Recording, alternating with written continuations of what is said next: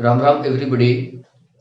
मैं रोशन लाल यादव आप सभी का मेरे YouTube चैनल रोशन ट्यूटोरियल पर हार्दिक स्वागत और अभिनंदन करता हूं।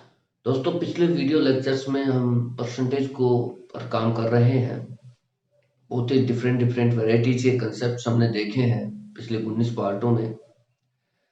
आज हम पढ़ रहे हैं पार्ट 20 में income expenditure based questions. Part 19 में भी हमने देखा था इनकम एक्सपेंडिचर बेस्ड क्वेश्चंस, लेकिन वो जो क्वेश्चन थे उनमें क्या था कि हम ये कह रहे थे सीधा कि हम आय का 50%, 60%, 80% इस प्रकार से खर्च कर रहे हैं। अब जो मैं क्वेश्चन ले रहा हूं, इन क्वेश्चंस में वो सीधा ही डेटा दे रहा है, मतलब सीधा ही डिजिट में दे रहा है इनकम को।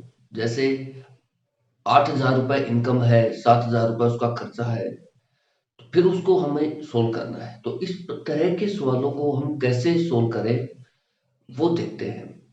इन सवालों इस टाइप के लेने के मकसद मेरा दो है। आपको दो कंसेप्ट बताना है, बाकी ये तो वैसे भी हो जाता, लेकिन इसके पीछे कुछ रीजन है। इसलिए मैं आप ये मत सोचिए कि आप एक ही वैरायटी के सर 3 से 4 क्वेश्चन क्यों कराते हैं। हर क्वेश्चन का लेने के पीछे मकसद होता है।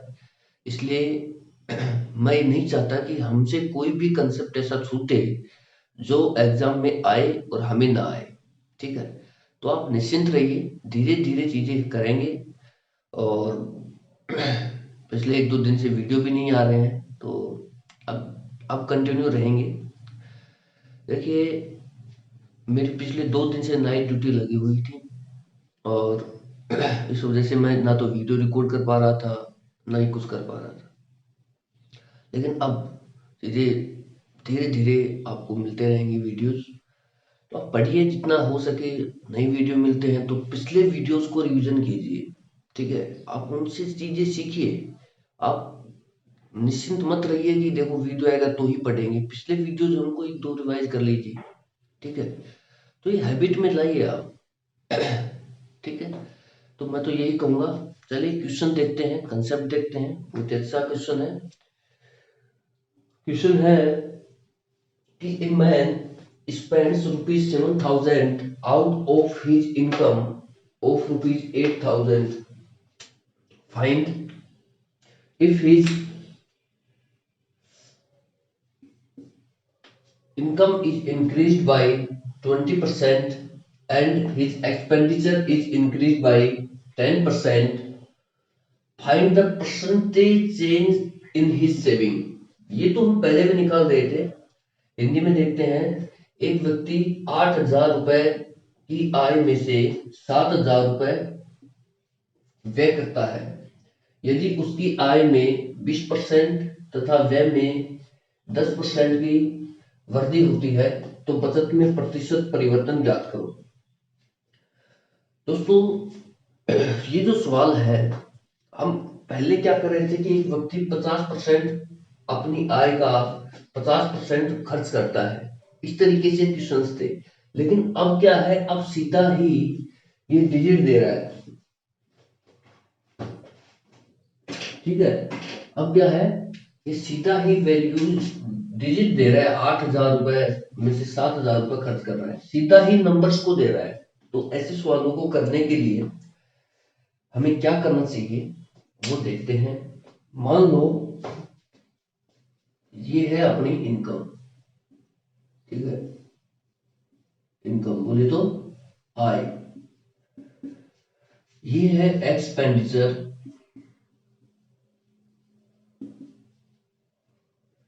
बोले तो खर्चा। ठीक है, ये इनकम एक्सपेंडिचर।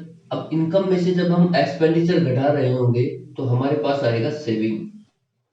सेविंग मतलब बचत। ठीक है, तो दोस्तों 8,000 रुपए हमारी इनकम है, 7,000 रुपए हमारा खर्चा है।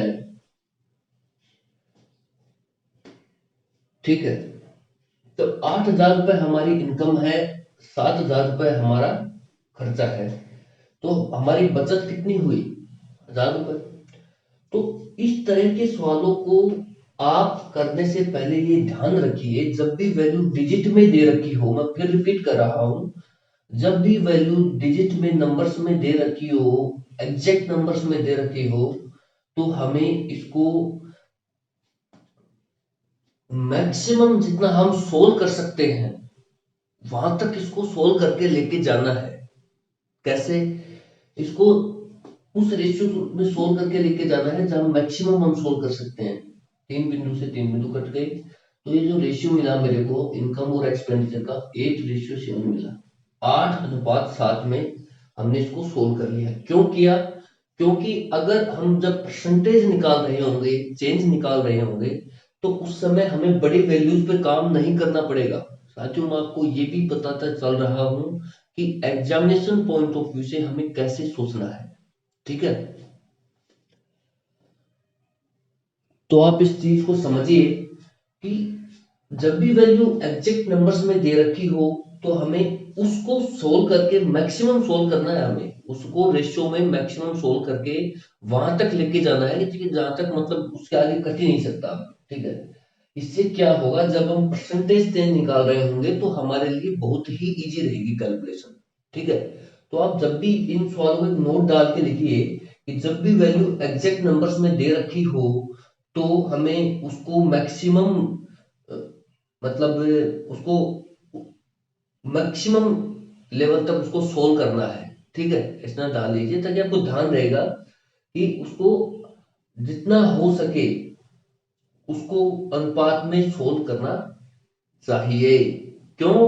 क्यों इसका रीजन ये है कि जब हम प्रतिशत परिवर्तन निकाल रहे होंगे तो हमारे लिए कैलकुलेशन इजी रहेगी। एक तो ये रीजन था मेरा इस सवाल को लेने का।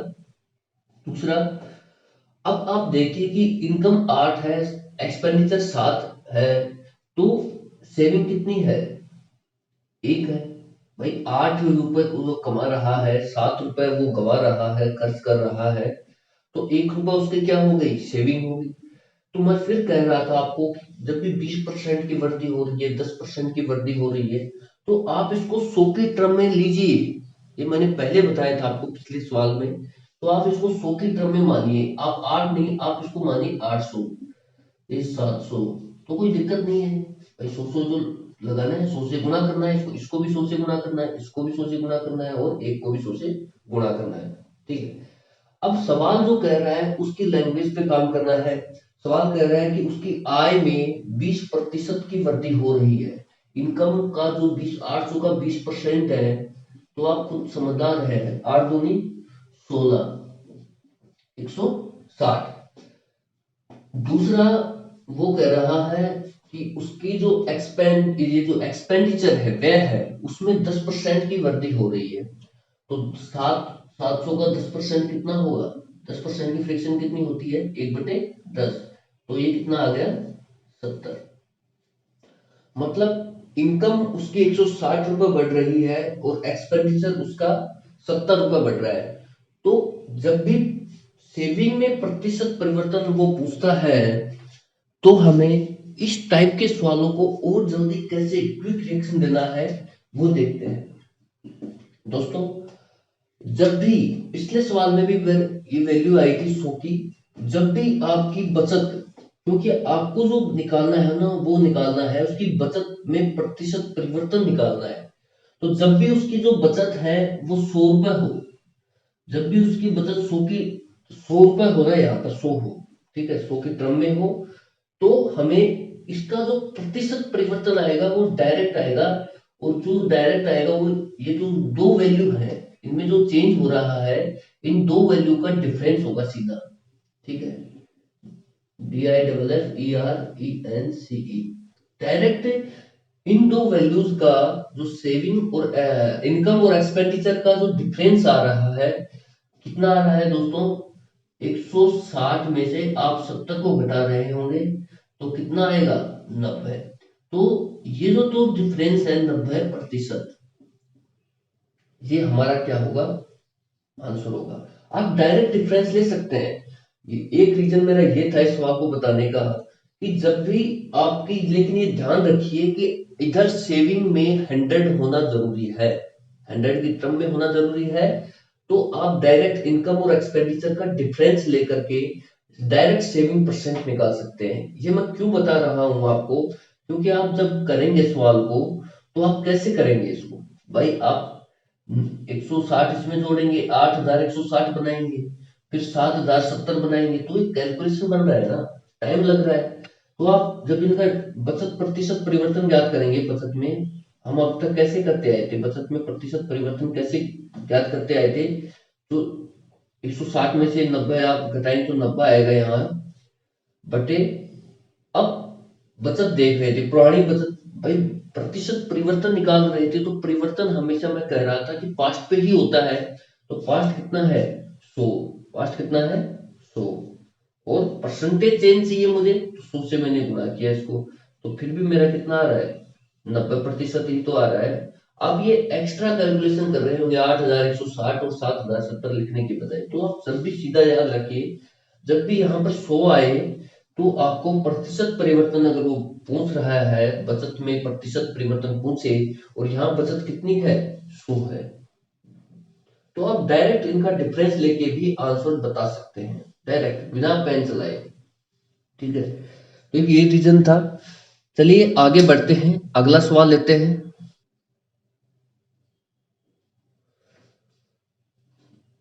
ठीक है दोस्तों, ये अपना अगला सवाल है।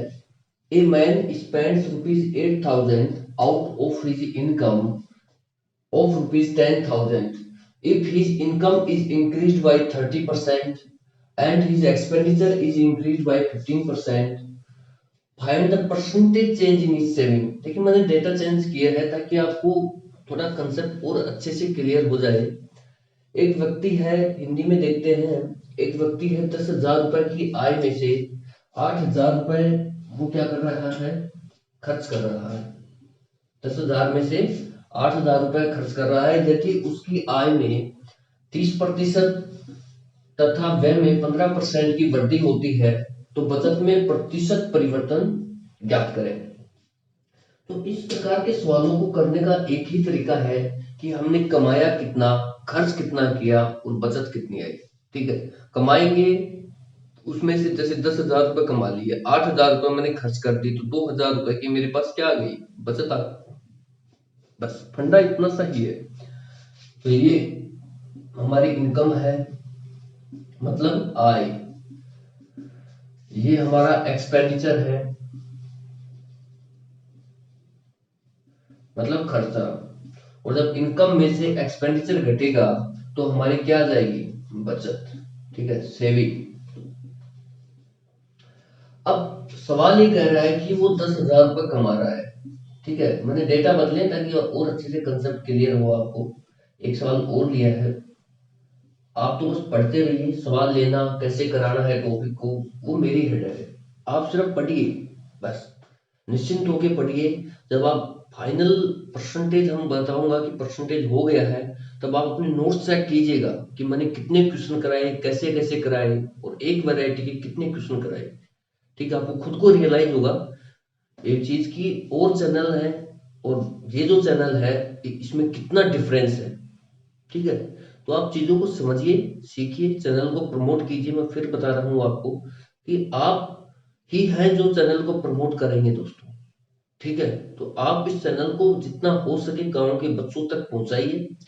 और पार्ट 1 का जो है वो शायद मैं आज डाल दूंगा, पार्ट 1 का थोड़ा ऑडियो इश्यू था, वो मैं आज डाल दूंगा पार्ट 1 को दोबारा से। तो आप इस चीजों को धीरे धीरे सीखिए, एक दिन में चीजें नहीं आएंगी।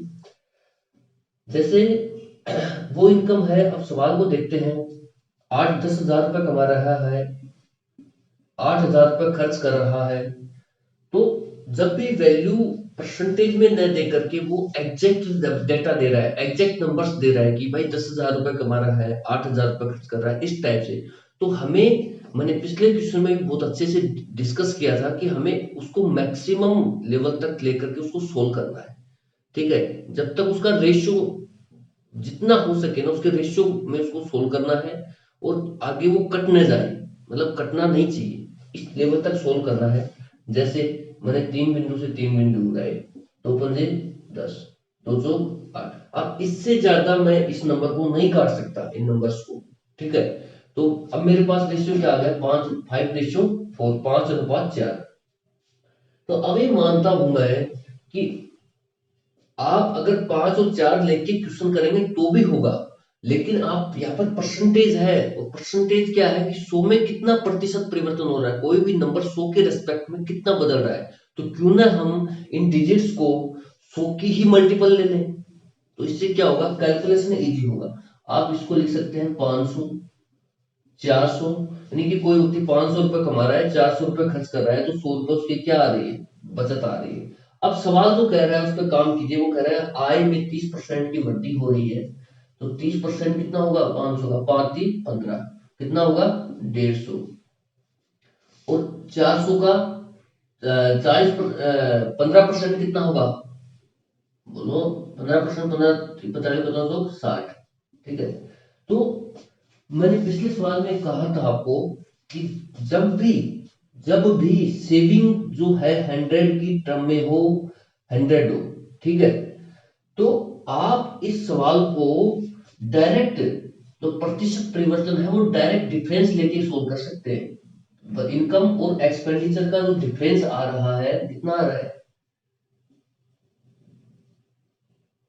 भाई, 150 में से आप जब 60 को घटाएंगे तो कितना आएगा, 90%। तो ये जो 90% है ना, यही क्या है, हमारी बचत में प्रतिशत परिवर्तन है। बस सीधा सवाल का आंसर आएगा, आपको कुछ करना ही नहीं है। जब भी यहाँ पर 100 आए तो आपको इनकम और एक्सपेंडिचर में कितना जो बढ़त हुई है, घटोती हुई है, उसका डिफरेंस लेना है सीधा, और हमारा आंसर आना है।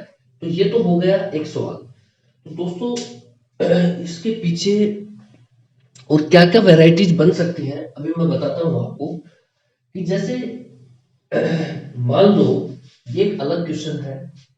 अभी तक हम जो क्वेश्चन डिस्कस कर रहे हैं वो सिर्फ यही कर रहे हैं कि उसकी इनकम भी बढ़ रही है, उसका एक्सपेंडिचर भी बढ़ रहा है, हम यही तो देख रहे हैं। हो सकता है कि उसकी इनकम बढ़ जाए, उसका एक्सपेंडिचर घट जाए, कंजूस आदमी बन जाए वो। ठीक है, ज्यादा पैसा जिसके पास होता है वो धीरे धीरे क्या होता है, कंजूसी की तरफ कन्वर्ट होना शुरू हो जाता है। या आपने सुना भी होगा, गाँव में बहुत प्रचलित है ये बात। तो अब हम उस टाइप के एक क्वेश्चन मैं आपको ले लेता हूँ, बता देता हूँ, तो फिर इसको कंसेप्ट को फिनिश करते हैं। मान लो कि ये एक डिफरेंट क्वेश्चन है, इस क्वेश्चन से इसका कोई लेना देना नहीं है। मान लो कि उसकी इनकम है कोई पर्सन की 10,000 रुपए, और 8,000 रुपए वो क्या कर रहा है, खर्च कर रहा है। ठीक है, तो मैं क्या कह रहा हूं, जब भी वो एग्जैक्ट नंबर दे रहा है तो हमें उसको मैक्सिमम जितना सोल्व कर सकते हैं उसको सोल्व करना है। ठीक है, तो 5:4 आ गया। तो अगर मैं इसको लिख सकता हूँ 500 और 400, तो कोई दिक्कत नहीं है। ठीक है, तो मैं ये कह रहा हूं कि कोई व्यक्ति 500 रुपए कमा करके 400 रुपए खर्च कर रहा है, तो उसकी बचत कितनी आ रही है, 100 रुपए। बट दोस्तों ये जो क्वेश्चन है ये इससे अलग है।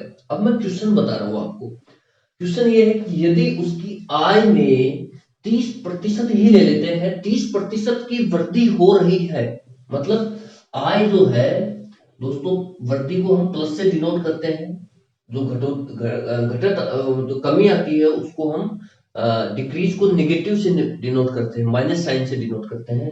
तो वृद्धि होती है वो कितनी है, 30%। 30% की फ्रिक्शन कितनी हो गई भाई, 3/10, तो इसका कितना है, 5×3 = 15, 150। मतलब उसकी इनकम में 150 रुपए हमें मान के चल रहे हैं कि 150 रुपए उसकी क्या हो रही है, इनकम बढ़ रही है। अब व्यय में वो कह रहे हैं 15% की वृद्धि न होकर के, भाई जैसे जैसे पैसा बढ़ता है, मैंने कहा कंजूस हो जाता है। इस तरह के क्वेश्चन भी आ सकते हैं एग्जाम में। हो सकता है कि वो आय में वृद्धि कर दे, व्यय में कमी कर दे। वो कह रहा है कि व्यय 15% नहीं करता वो, अब वो व्यय करने लग गया है 10%। ठीक है, तो वह पहले 15% करता था, अब 10% करने लग गया। तो अब वह कितना कर रहा है भाई, 5% कम वह कर रहा है ना, अब 10% ही कर रहा है। तो 5% की उसकी, मैं ये कहूंगा कि उसकी जो व्यय है, उसके एक्सपेंडिचर है, उसमें 5% की कमी हो रही है। ठीक है, तो 5% की कमी हो रही, तो -5%, और -5% को हम कितना होगा, 520, ये आएगा माइनस में। ठीक है, अब चिन्ह का विशेष ध्यान रखिएगा दोस्तों। कौन प्लस में है कौन माइनस में है। अगर बढ़त हो रही तो बहुत सिंपल है, प्लस आएगा, और कमी हो रही है तो माइनस में आएगा। 520। तो अब जो सवाल है, इस सवाल से कोई लेना देना नहीं, मैंने अलग डिजिट लिए हैं, ठीक है। अब उसका वेट तो 150 रुपए बढ़ रहा है, लेकिन जो उसका खर्चा है ना वो 20 रुपए और घट रहा है, मतलब खर्चा और कम कर रहा है पहले से। वो पहले से 5% खर्चा और कम कर रहा है। आय तो बढ़ गई लेकिन खर्चा कम कर रहा है, मतलब कंजूस हो गया है वो, ठीक है। इस तरीके से सोचिए आप। तो अब जब भी यहाँ पर 100 आए, ठीक है, बचत में जब यहाँ पर 100 आ रहा है, तो बचत का प्रतिशत परिवर्तन निकालना हो तो डायरेक्ट मैंने कहा था कि इन वैल्यूज का डिफरेंस ले लीजिए आप। डिफरेंस कैसे निकालेंगे? 150 है, उसमें से माइनस करेंगे -20 को, ठीक है। तो ये हमारा क्या हो गया? 100 माइनस माइनस क्या हो जाएगा?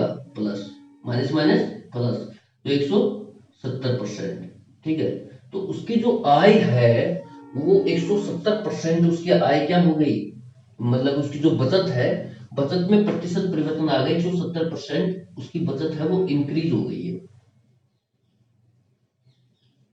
ठीक है। और यही हमारे सवाल का क्या होगा?